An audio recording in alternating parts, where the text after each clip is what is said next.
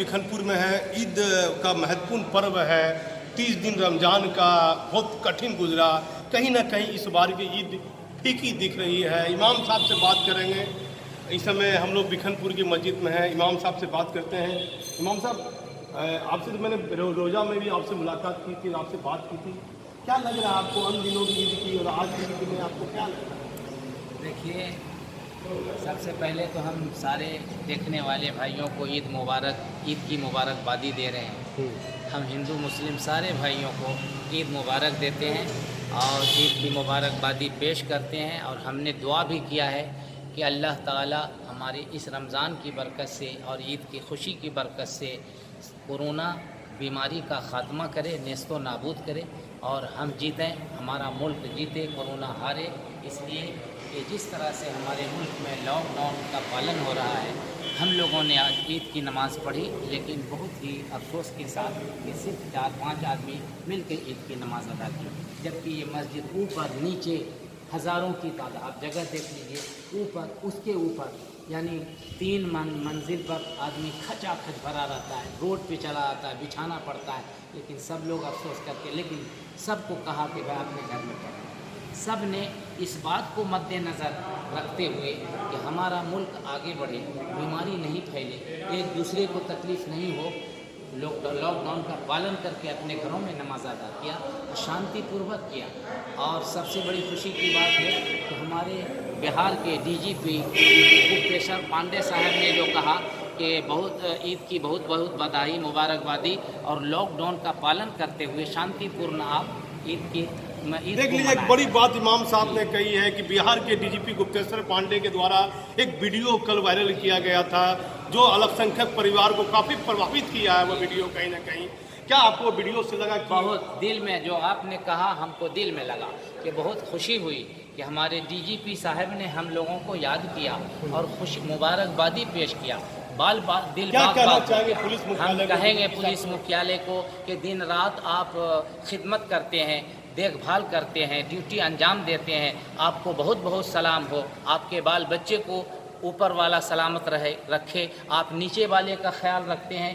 अल्लाह ताला यानी ऊपर वाला ईश्वर भगवान आपके बाल बच्चे, रिश्तेदार, परिवार को सुखी रखे और दुखी नहीं रखे। कोरोना बीमारी बिल्कुल जड़ से ख़त्म हो जाए, हम लोग आज़ाद हिंदुस्तान। लेकिन इमाम साहब ने बड़ी बात कही है। बिहार के डीजीपी गुप्तेश्वर पांडे को बधाई दी है, कही है कि अल्लाह ताला आपके बाल बच्चे को सलामत रखे। आपके द्वारा जो वीडियो वायरल हुआ उससे लोगों में काफ़ी प्रभावित हुए हैं लोग, और लोगों में वो असर दिखा है। लोग अपने घर में जो है नमाज अदा की है। कहीं ना कहीं उस वीडियो से अल्पसंख्यक परिवार में एक अच्छा माहौल बना है। क्या इमाम साहब आपको कैसा लगा? आपको पूरा माहौल बहुत अच्छा लगा, पुरसुकून माहौल रहा, कोई इधर उधर गहमा गहमी नहीं हुई और इत्मीनान से अपने अपने घरों में रहकर रिश्तेदारों से मिलकर बहुत खुशी हुई। ऐसा कोई कमी महसूस नहीं हुई। लेकिन सिर्फ एक बात का अफसोस रहा कि इज्तिमाइयत के साथ जो सारे लोग बाहर के, पूरे हिंदुस्तान से, पूरी दुनिया से लोग आकर ईद मनाते थे, वो कमी रही। लेकिन हम लोग 5 ही आदमी मिल के अदा किया, लेकिन रस्म तो हमने अदा किया। लॉकडाउन का पूरा पालन हुआ। और हम अपील करते हैं तमाम भाइयों से, तमाम बाशिंदगान हिंदुस्तान से कि आप लॉकडाउन का पालन ज़रूर करें।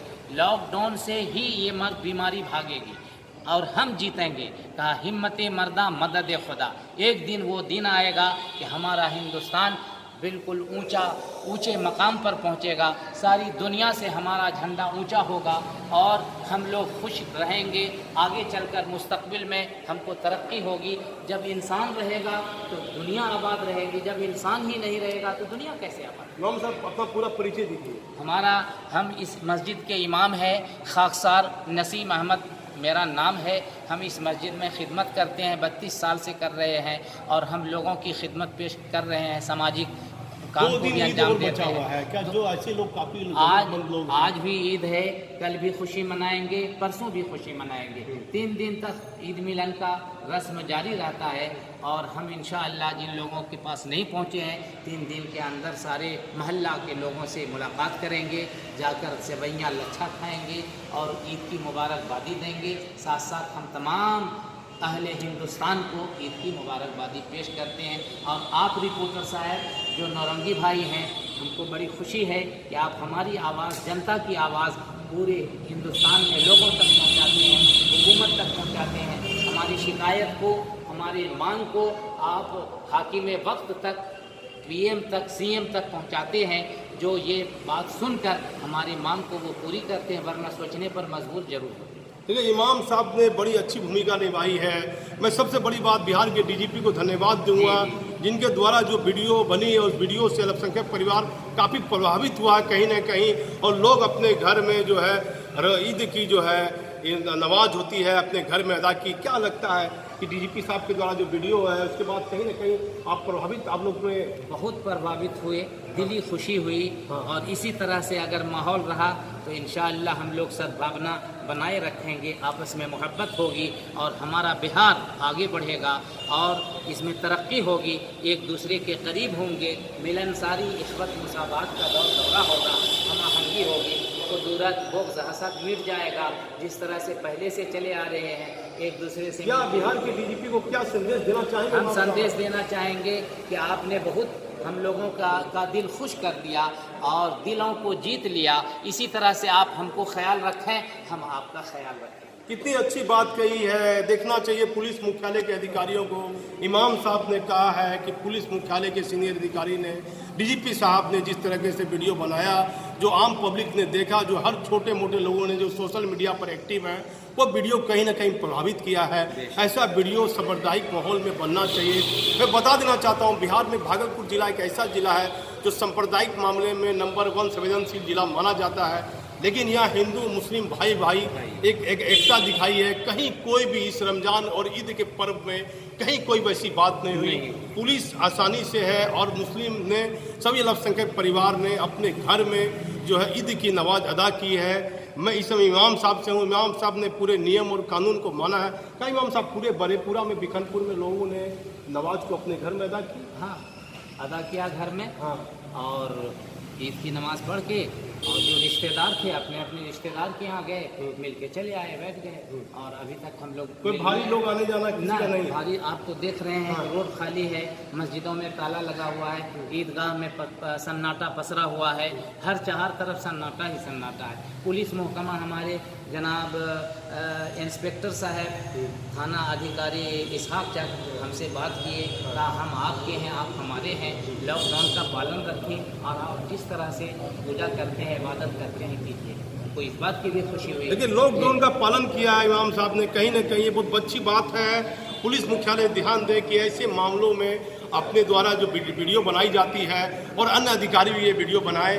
मैं इस समय भागलपुर से दीपक नौरंगी के मौके पर नागरिक सेवा समिति के अध्यक्ष है रिजवान खान जी। मैं उनसे बात करता हूं कि क्या व्यवस्था थी ईद के दिन, और ईद कहीं ना कहीं फीकी पड़ती दिख रही है।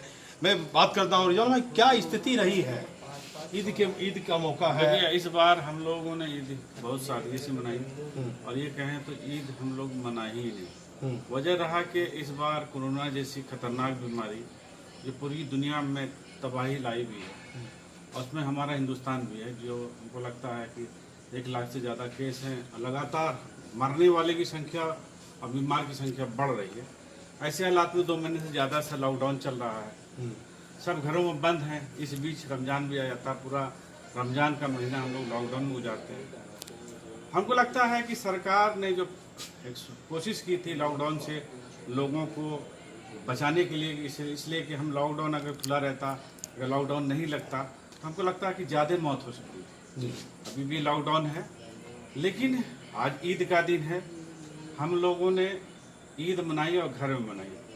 लेकिन सबसे बड़ी बात यह है कि मैंने कल गुप्तेश्वर पांडे जी का, जो डीजीपी बिहार है, उनका मैंने कल एक वीडियो देखा था फेसबुक पर उनके, लेकिन उनके जो बताने का जो तरीका था वो हमारे दिल को नहीं, हमको लगता है जितने लोग उन्होंने देखा होगा उसको छू गया। एक पुलिस होते हुए एक, हमको लगता है कि सामाजिक सौहार्द के साथ सामाजिक कार्यकर्ता की तरह बता रहे थे। कोरोना बीमारी पूरे देश में फैली हुई है, कोरोना से बचने के लिए लॉकडाउन लगाया गया है, जहाँ पर भीड़ होगी वहाँ पर बीमारी फैलेगा। तो हम आपसे आग्रह कर रहे हैं कि आप लॉकडाउन का पालन करते हुए ईद को, अपनी नमाज को अपने घर मनाइए, मस्जिद में मत जाइए। अब मस्जिद में चोरी छिपे भी नमाज नहीं पढ़िए। कुछ लोग ऐसा कर रहे थे, लेकिन उन पर भी असर हुआ। उनको लगा कि ये जो बीमारी है किसी जात संप्रदाय की नहीं है, बल्कि सब के लिए बराबर है, सब इंसानियत के लिए वो दुश्मन है। तो आपको क्या लगा डीजीपी के बयान से, क्या प्रभावित आप दिख रहे हैं कहीं ना कहीं?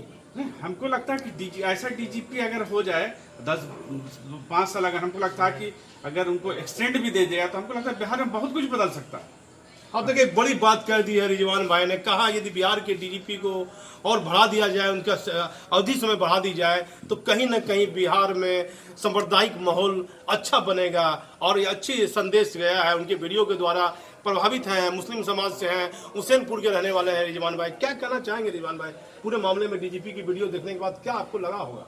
नहीं, हमको तो जब मैंने कल वीडियो देखा और उनको इस्लाम के बारे में जो उनका एनालिसिस होगा, जो उनका अध्ययन होगा, उसमें सारे फिरकों को लोग, हमको लगता है मुसलमान भी उतने फिरकों को नहीं जानता, देवबंदी, अहले हदीस, बरेलवी, शिया, मतलब सारे फिरके को क्लियरिफाई कर दिया कि सब फिरके के जो आलिम हैं उन्होंने भी फतवा दिया है कि कोरोना बीमारी से बचने के लिए हम लोगों को मस्जिद में नहीं जाना है, हमको अपने घर में इबादत करना और ईद की भी नमाज अपने परिवार के बीच में पढ़ना। और हमको लगता है कि डीजीपी साहब का हमको तो सही माने में बोला तो हमको दिल को छू गया कल का वो बोले। रिजवान भाई की जो है दिल को छू दिया डीजीपी साहब का बयान, डीजीपी साहब का वीडियो, रिजवान भाई का भी प्रभावित है। क्या बिहार पुलिस का कैसा रोल रहा है रमजान में रिजवान भाई? तो बिहार पुलिस में भी लोग इंसान ही हैं, और आपको बचाने के लिए अगर थोड़ा बहुत शक्ति भी क्या है तो आपके लिए क्या है। और बहुत सी जगह पर हमको लगता है कि लिबरल भी रहे, बहुत शांतिपूर्वक से, कुछ नजरअंदाज भी किया है, कुछ समस्याएं रही, कुछ परेशानी रही, उनको छोड़ा भी है, लेकिन पुलिस अपनी ड्यूटी निभाने का काम किया। और हमको लगता है इस बार पुलिस आम नागरिक से मतलब दिल को छू गए। जिसको मुसीबत था उसको दवा पहुँचाए, खाना पहुँचाए, केक पहुँचाए, मतलब जहाँ पर आपको समस्या था वहाँ लोग का जो नजरिया था पुलिस के मतलब के बारे में कि पुलिस का मतलब कड़ाई, लेकिन इस बार पुलिस ने दिखाया कि पुलिस से बेहतर इंसान कोई नहीं होता। आप देखिए बड़ी बात कर दी है कि बिहार पुलिस से बेहतर इंसान कोई नहीं हो सकता है। ये बात रिजवान खान ने कही है, एक बड़ा संदेश दे दिया है डीजीपी के वीडियो के बाद। मैं भागलपुर से दीपक नौरंगी। रमजान के पूरा 1 महीना गुजर गया और आज ईद है, सोमवार का दिन है। और कहीं ना कहीं मैंने कल रात में भी देखा कि पूरे भागलपुर में सरकार के दिए गए लॉकडाउन का पालन अल्पसंख्यक परिवार ने किया है। मैं तितारपुर भी गया था, बरेपुरा भी गया, बिखनपुर भी गया, और आज ईद के दिन मैं बिखनपुर में हूँ जो बरेपुरा के सटे हुए गली में है। बादशाह भाई के यहाँ आए हैं, बादशाह भाई से पूछेंगे कि क्या स्थिति ईद में रही। काफ़ी मुस्लिम परिवार कहीं ना कहीं रोजा में भूखा भी जरूर रहा होगा। काफ़ी मुस्लिम परिवार को मैंने दुखी भी देखा, मोमिन टोला भी में गया था। बादशाह भाई से बात करते हैं। बादशाह भाई, आपको पहले ईद की बधाई हो। आप बताइए क्या स्थिति रही, पूरे रमजान का पूरा महीना गुजरा है और आज ईद है। देखिए, सबसे पहले तो सारे भागलपुर वासियों को हमारी तरफ से ईद मुबारक। और आज का दिन बहुत शुभ दिन है, अच्छा दिन है।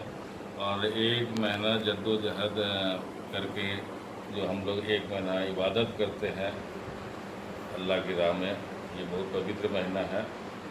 और इस रमज़ान 30 दिन के बाद ईद मनाई जाती है, तो बहुत खुशी की दिन है। मगर इस बार जो है खुशी थोड़ा फीकी है, इस वजह से कि पूरे हिंदुस्तान पे ही एक आफत कोरोना का आया हुआ है।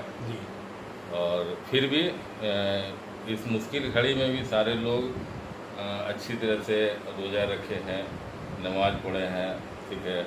और जो लोग गरीबी हालात से गुजर रहे हैं, उनको भी सारे लोग जहाँ तक हो सक रहा है मदद कर रहे हैं। और प्रशासन भी बहुत अच्छा मदद कर रहे हैं।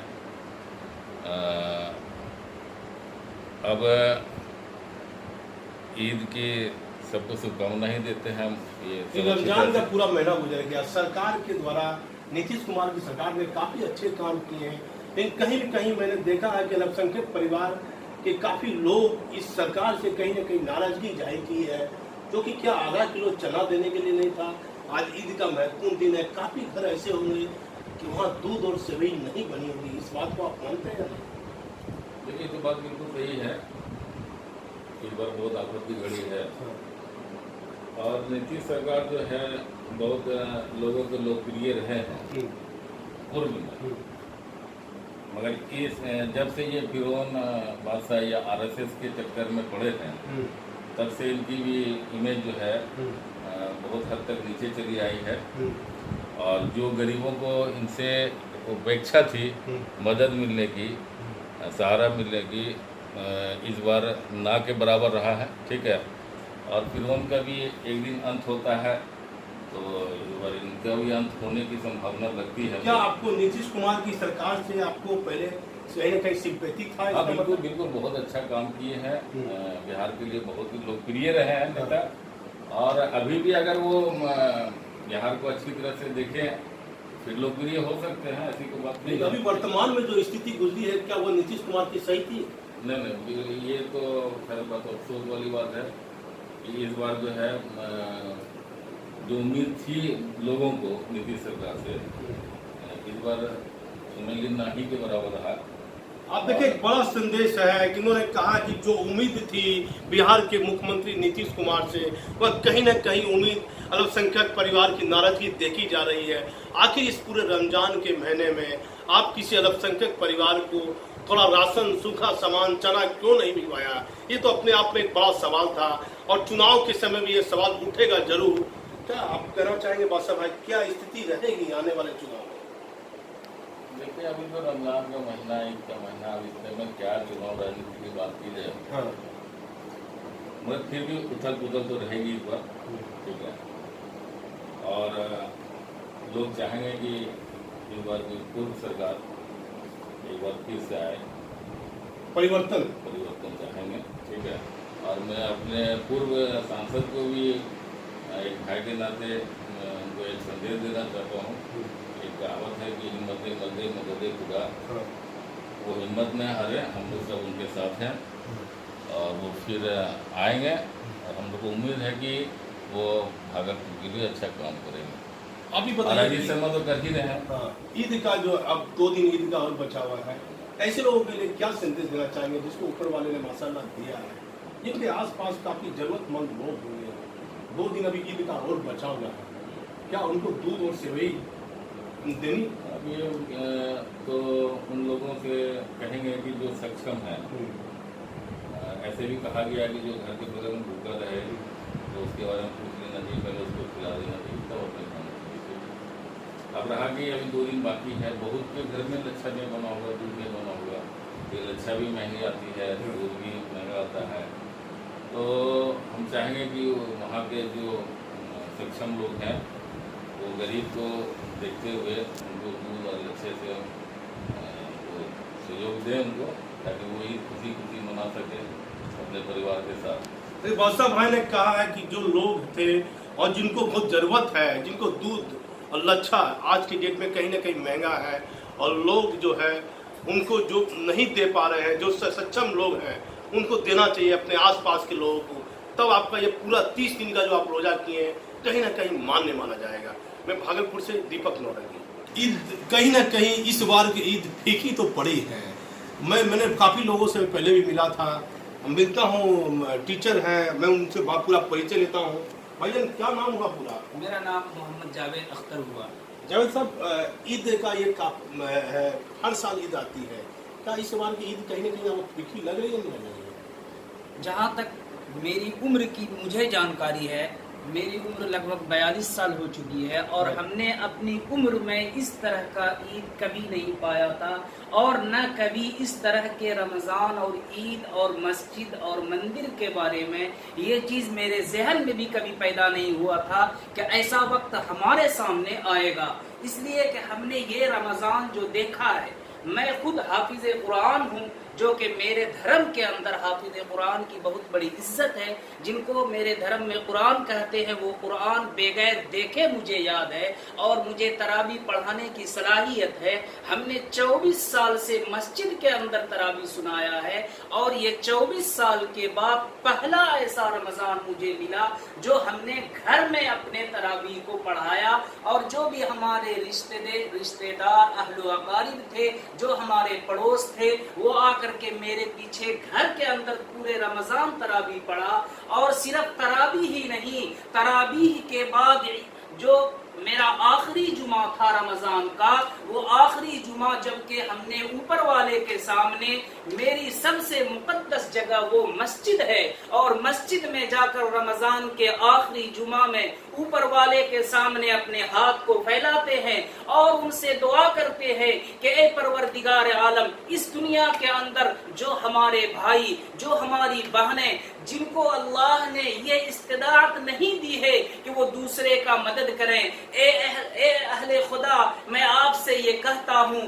कि अगर मुझे सलाहियत आपने दिया है तो सबसे पहले अपने मकान के बगल वाले पड़ोसियों के हक को अदा करें। कि अगर हम अपने घर में आज अच्छे खाना को 4 तरह का आइटम बनाया है, तो अपने खाने को अपने जुबान तक ले जाने से पहले अपने बगल वाले को जाकर के पूछें कि आपके घर अभी का खाना बना है या नहीं। पहले उनसे हमने दरियाफ्त करेंगे, तब अपने घर का आइटम हम खाएंगे। ये बड़ी अच्छी बात कही है भाईजान ने। सब अल्पसंख्यक परिवार को इनसे सीख लेने की आवश्यकता है। यदि आपके यहाँ 4 सामान बना है और बगल वाले से आपको पूछना है कि उसके यहाँ कुछ बना या नहीं बना है, क्या आपको लग रहा है कि जो स्थिति आई है भाईजान, क्या ऐसी दर्दनाक स्थिति मैंने काफी लोगों को रमजान में देखा है। इस बार पहली बार 20 वर्ष के बाद कि जो है अफ्तारी का सामान लेते हुए, पन्नी फैलाते हुए, ऐसा समय मैंने कभी देखा नहीं था। 20 वर्ष के बाद ऐसा समय देखा। बड़ा दर्दनाक वह स्थिति थी जिसको मैं बयान नहीं कर सकता हूँ। क्या आपको लग रहा है? मुझे तो ये लगा और मैंने ये देखा ये रमजान के अंदर के लोग अपने घर के अंदर इफ्तारी का सामान जुटा नहीं पा रहे थे। खास करके वो अहले खाना जो डेली के मजदूरी पर उनका घर निर्भर था, कि वो दिन भर जाकर के दूसरे के घर में काम करते थे और उनका उज्र जो उनको जिनको मजदूरी बोलते हैं, वो मजदूरी लेकर जब घर आते थे तो उन्हीं रुपए से अपने घर का खाना खर्ची चलाते थे। लेकिन जब इतने दिन से, लंबे टाइम से ये माहौल चला हुआ है ये कि न किसी मजदूर न कोई गरीब दूसरे के घर जाना पसंद करते हैं, न अहले खाना अपने घर आना भी पसंद नहीं करते। खास करके ये अभी जो हवाएं चल रही थी कि अल्पसंख्यक के अंदर ज्यादा बीमारियां चल रही है, हालांकि ऐसा कुछ नहीं है। ऊपर वाले ने जिसको दिया है उनको होकर रहेगा, चाहे हम शीशे के मकान के अंदर पैक क्यों नहीं हो जाए। लेकिन अगर तकदीर में मेरे वो बीमारी ऊपर वाले ने लिख दिया होगा तो मैं शीशे के अंदर, घर के अंदर रह करके भी महफूज नहीं रहा। लेकिन माना अल्पसंख्यक परिवार ने तो काफी सरकार के नियमों को माना है। मैं तो कल रात में भी देखा था, लेकिन उसके बाद कुछ लोग ये तो अपनी राजनीति कर रहे हैं, वो बात की बात है। लेकिन मुझे एक बात आप बताइए कि 60 दिन हो गया लॉकडाउन को, जो मजदूर आदमी है, रिक्शा चालक है, उसका घर आगे कैसे चलेगा? बाकी बात जहां तक रही घर चलने की, घर चलना और चलाना ये तो इंसानों का एक रूप है। घर चलाने वाला, खाना देने वाला वो मालिक सिर्फ खुदा है। हम तो एक जरिया है कि हम काम करने जाते हैं तो हमें रोजी रोटी मिलती है। ऊपर वाले का, मेरे धर्म में ये कहता है कि ऊपर वाले का ये वादा है कि हम किसी इंसान को भी इस धरती पर भूखा नहीं रखते, किसी न किसी बहाने से उनको हम खाना देते हैं। हाँ, शर्त है कि अगर ऊपर वाले ने हमें माल दौलत से बख्शा है तो हम अपने माल दौलत को ऊपर वाले का असबाब समझकर गरीबों का मदद करें। जो हमारे भाई परेशान हैं उनकी परेशानियों को हम समझें। जिनके घर खाना नहीं बना है उनके घर के अंदर खाने का सामान हम पहुंचाएं। इसलिए कि जो हमारे हुजूर किया करते थे, जो हमारे बड़े बड़े अकारीब करते आए हैं। और जहां तक बात रही अल्पसंख्यक के मानने की, तो अल्पसंख्यक ही नहीं, ये हमारे धर्म के अंदर, ये हमारे कुरान और हदीस के अंदर ये चीज बताया गया है कि मेरा धर्म मोम के तरह आसान और पत्थर के तरह पहाड़ है। लेकिन अगर हम अपने धर्म के ऊपर चलना चाहेंगे तो वो मोम जिस तरह बरकता है, मोम जिस तरह पसीजता है, उसी तरह मेरे धर्म रे अंदर मेरे धर्म को बनाया है कि मेरा ईमान इतना आसान मजहब है कि वो कोई और मजहब नहीं हो सकता। जहां तक बात रही बात मानने की, आप ये देख लीजिए कि इतने दिन से लॉकडाउन का सिस्टम चल रहा है, लेकिन हमारे अल्पसंख्यक लोग न उभरे हैं और मेरी जहां तक उम्मीद है कि इंशाअल्लाह कभी नहीं उभरेंगे। इसी हालात में चलते रहेंगे और माहौल का सामना करते रहेंगे। बड़ी बात कही है कि माहौल का सामना करते रहेंगे। अपना परिचय दे दीजिए भाईजान। मेरा नाम मोहम्मद जावेद अख्तर, बीकनपुर। भाईजान अपना परिचय दीजिए, क्या नाम हुआ? मोहम्मद नौशाद आजम। नसर भाई क्या बताइए, स्थिति बड़ी दयनीय थी।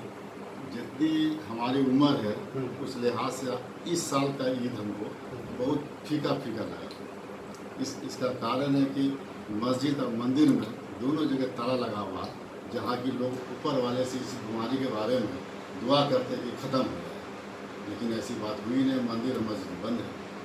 क्या आपको लग रहा है कि मतलब जो मुस्लिम परिवार में काफ़ी गरीब लोग भी हैं, सरकार के द्वारा कुछ सुविधा भी लोगों के द्वारा नहीं मिली, लोगों में मैंने नाराजगी भी देखी है, क्या संदेश देना चाहेंगे दोनों धर्म के लोगों को कि लॉकडाउन है, काफ़ी रिक्शा वाला ठेला वाला काफ़ी गरीब है?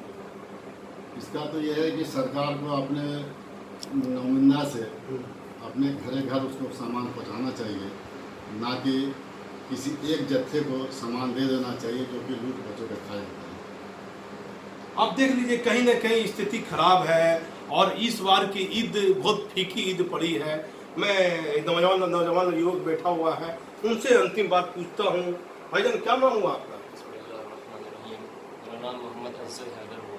क्या आपको लग रहा है कि इस बार की ईद कैसी रही? आप तो पूरा रोजा में होंगे, पूरा महीना। बेशक देखिए, सबसे पहले तो मैं अहले हिंदुस्तान और जो भी मेरे भाई बहन मुझे सुन रहे हैं, मैं सबको ईद मुबारक की बधाई देता हूँ। और इस रमज़ान में बहरहाल पिछले रमज़ान से बहुत से तकलीफ़ हुए हैं, बहुत से गरीबों को और बहुत से नॉर्मल लोग को भी जो मिडिल क्लास से बिलोंग करते हैं, क्योंकि घर में रहकर लोग अपने खर्चे नहीं निकाल पा रहे हैं, जिसकी वजह से बहुत से लोग अफ्तार का सामान, सेहरी का सामान नहीं जुटा पा रहे हैं, जिसकी वजह से बहुत तकलीफ़ हुई है इस रमज़ान में। बट बहरहाल अल्लाह का करम है कि सब ने रोज़ा रखा है मुकम्मल, और अल्हम्दुलिल्लाह ईद की नमाज़ हमने अपने अपने घरों में अदा की है। और अल्लाह से दुआ है कि इस कोरोना वायरस को जल्द से जल्द ख़त्म अता फरमाए और वापस से पहले ऐसा हरा भरा जहान करे। आप देख रहे कहीं ना कहीं बिहार के डीजीपी की बात भी अल्पसंख्यक परिवार को कान तक गई है और सरकार की बात को माना है। सभी लोग ईद की नमाज अपने घर में पढ़े हैं। मैं एक बात गौर कराना देना चाहता हूँ कि जो स्थिति थी और जो स्थिति आगे बनेगी, कहीं ना कहीं सरकार के आला अधिकारी को आगे आके मदद करने की आवश्यकता है। मैं अंतिम बार बादशाह भाई से पूछूंगा, बादशाह भाई क्या कहना चाहते हैं, क्या बोलना चाहते हैं? कहीं देखिए, मैं बिहार के डीजीपी साहब जो केशव पांडे जी हैं, उन्होंने बिहार को बहुत अच्छी तरह से देखा है और सभी जगह के आला अधिकारी को अपने से ही उसको कर रहे हैं, कन्विंस कर रहे हैं। और यहाँ भागलपुर के भी एसपी साहब हुए, डीएसपी साहब हुए, इन्होंने भी बहुत बढ़ चढ़ करके इस कोरोना जैसे हालात में और रमज़ान और ईद के हालात को देखते हुए बहुत सख्त और मुलायम से और तरीके से सब अच्छे से ईद मना भी की है। और किसी तरह को डीजीपी कार्यालय से आप खुश आएंगे? हाँ, उनकी बिल्कुल, वीडियो आपने सुना है? बिल्कुल। आप देखिए कि उन डीजीपी साहब की वीडियो बड़ेपुरा के बिखनपुर के अल्पसंख्यक लोगों ने सुना है। वो वीडियो का काफ़ी प्रभाव पड़ा लोगों में और आज ईद के दिन लोग अपने घर में नमाज अदा किए हैं। तो भागलपुर से दीपक नौरंगी। तमाम प्रतिनिधि अधिकारी एवं अन्य हमारे सहयोगी कर्मी आप सभी अपने अपने चेक पोस्ट पर जाने का कष्ट करेंगे।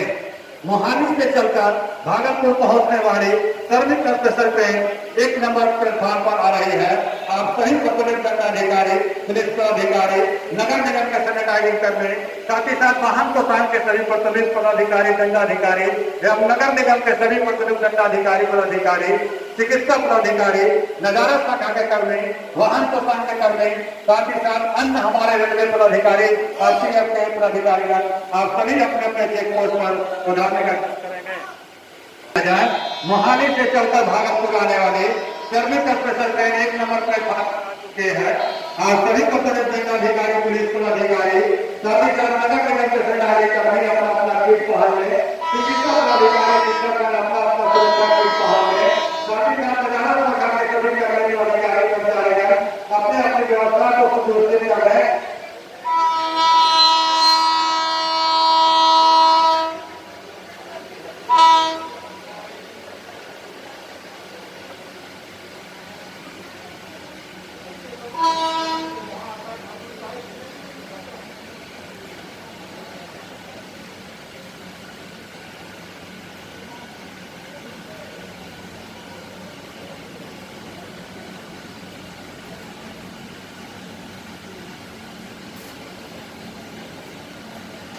मोहाली से जब भागलपुर पहुंचने वाली सभी स्टेशन में इस प्लेटफॉर्म पर आ चुकी है। सभी लोगों का अनुरोध है कि वे अपने अपने चेक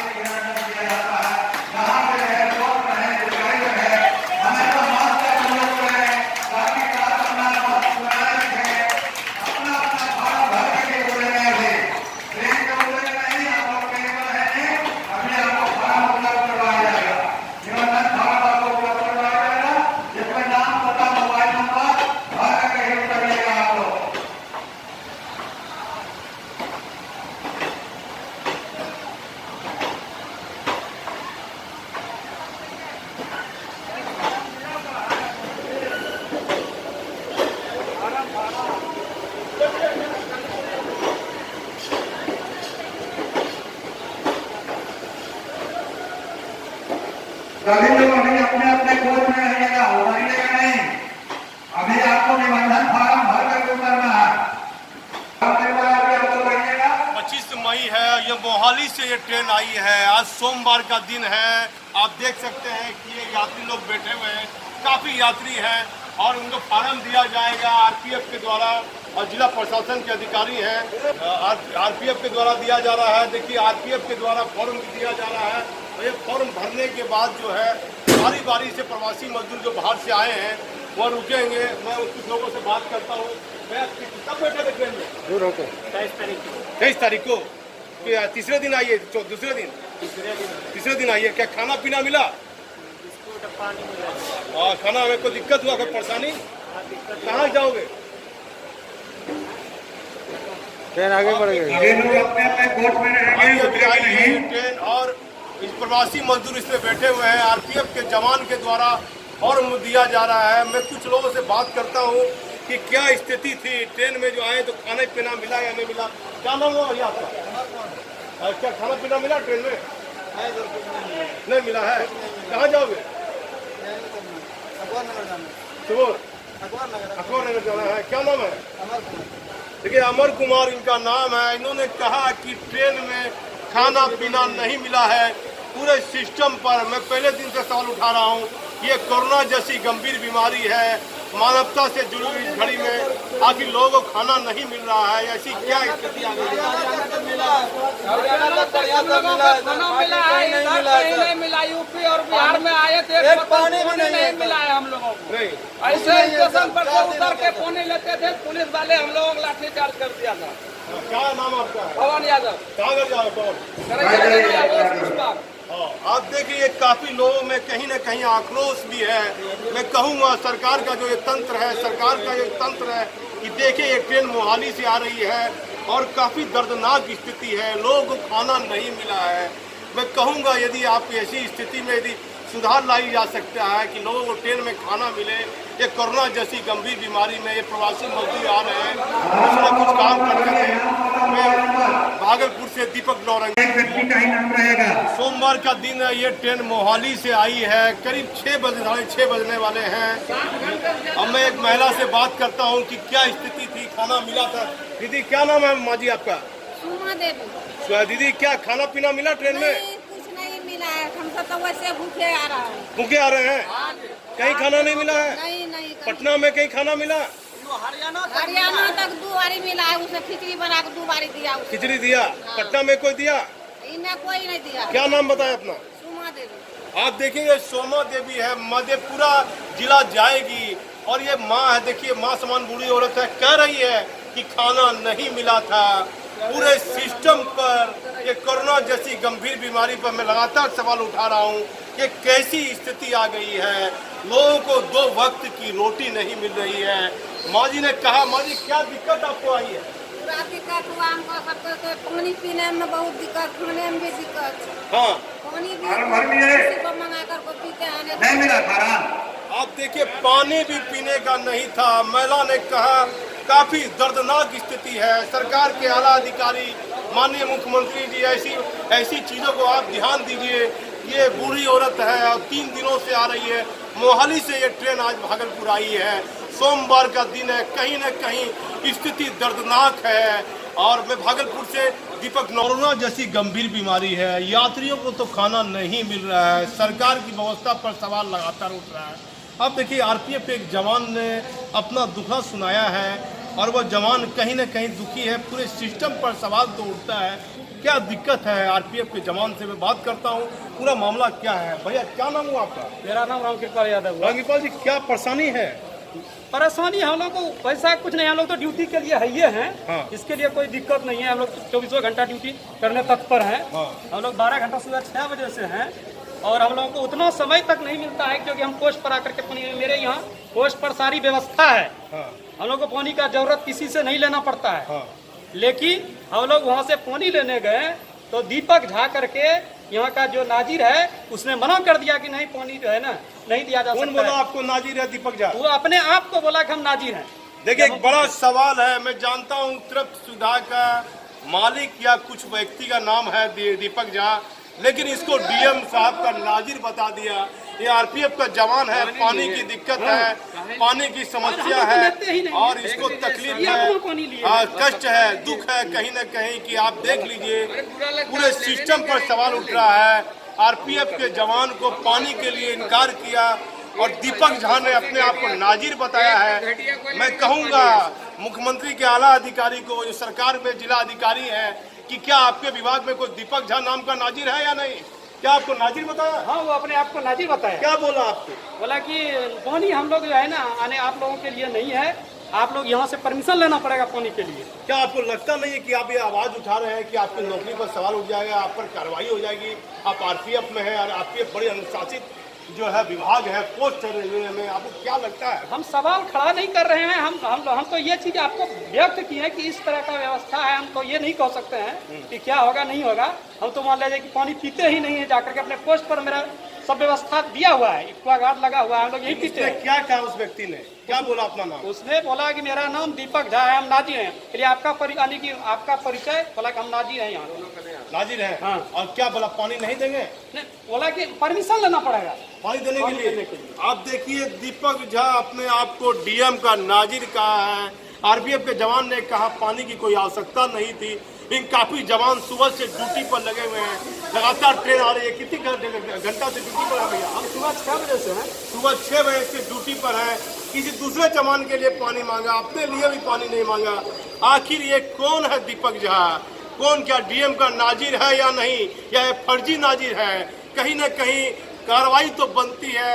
आरपीएफ की आवाज़, जवान की आवाज़ जानी चाहिए। वैसे आरपीएफ में पानी की कोई दिक्कत नहीं है, ये कहते हैं। क्या किसी दूसरे जवान ने पानी मांगा था? हाँ, मेरा जवान ही मांगा था पानी। हाँ, ये पानी देने से इनकार किया। कहीं न कहीं ये मानवता को तार कर देने वाला पूरा सिस्टम है।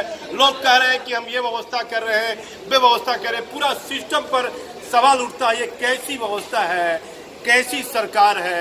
मैं भागलपुर से दीपक नौरंगी। साथियों नमस्कार।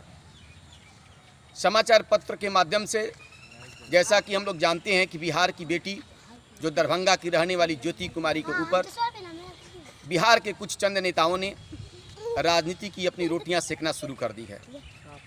दुर्भाग्य है, कोरोना जैसी वैश्विक महामारी में जो लोग मानवता और इंसानियत के नाते लोगों को एक दूसरे की मदद करने की जरूरत है, आज उस ज्योति के ऊपर लोग अपनी रोटी सेकना शुरू कर दिए। मैं बिहार के तमाम मंत्रियों से और नेताओं से प्रश्न पूछना चाहता हूं और उनसे आग्रह भी करता हूं कि इस वैश्विक महामारी में आप इस पर राजनीति करना अपना बंद कर दें, और नहीं तो आप हमें बताएं कि ज्योति कुमारी जिस दरभंगा में मकान मालिक के यहाँ रहती थी, मकान मालिक उसको 3 बार रूम रेंट देने के लिए परेशान किया, दबाव बनाया, उस वक्त कहाँ थे बिहार के नेतागण, मंत्रीगण? रविशंकर प्रसाद जी कहाँ थे? कहाँ थे अश्विनी कुमार चौबे जी? कहाँ थे चिराग पासवान, रामविलास पासवान जी? आज तो रामविलास पासवान जी उसको जात से भी जोड़कर उन्हें राजनीति करने लगे। मित्रों, 28 लाख बिहारी प्रवासी मजदूर बाहर में रह रहे हैं। सुशील कुमार मोदी जी ने कहा कि मेरे पास संसाधन की कमी है, हम तो ला ही नहीं सकते हैं। बिहार के मुखिया नीतीश कुमार जी एसी में बैठकर वहीं से वीडियो कॉन्फ्रेंसिंग कर रहे हैं, कोरोना जैसी बीमारी के डर से बाहर नहीं निकल रहे हैं। उनके द्वारा संचालित क्वारंटाइन सेंटर की व्यवस्था आप सुनेंगे तो आपको ताजुब लगेगी, शर्म आएगी। जिस क्वारंटाइन सेंटर में प्रवासी मजदूरों को रहने के लिए, खाने के लिए, स्वास्थ्य के लिए सुविधा की व्यवस्था होनी चाहिए, उस क्वारंटाइन सेंटर में वहां पर लवंडा का नाच हो रहा है, रंडी का नाच हो रहा है, दारू और शराब पिया जा रहा है, और हमारे नीतीश कुमार जी एसी से बाहर नहीं निकल रहे हैं। मैं उस ज्योति कुमारी को सलाम करता हूं और ये भी मैं कहता हूं कि ज्योति अपनी पिता की आन है, बान है, शान है और बिहार की पहचान है। किसी नेताओं को चंद राजनीति करने से उसका लाभ मिलने वाला नहीं है। सासाराम की सुनीता कुमारी का पति भूख से मर गया पैदल चल के, और रोहतास का रामेश्वर महतो भूख से मर गया। बेगूसराय का नवनीत सिंह 300 किलोमीटर, 400 किलोमीटर चलकर भूख से मर गया। आज देश के राजनेता कहाँ थे? बिहार के राजनेता कहाँ थे? इसलिए इन सबों से आग्रह है कि कोरोना जैसी वैश्विक महामारी में मानवता और इंसानियत के नाते आप आइए, हम सब मिलकर बिहार के प्रवासी मजदूरों को, गरीबों को हम सेवा करें, उनकी ज़रूरत को, चीज़ों को पूर्ति करें, न कि हम उनको गिद्ध की तरह गंदी राजनीति करें। शर्माती है डबल इंजन की सरकार रहते हुए बिहार के प्रवासी मजदूर दर दर भटक रहे हैं, सुविधा के अभाव में, संसाधन के अभाव में। जय हिंद, जय भारत।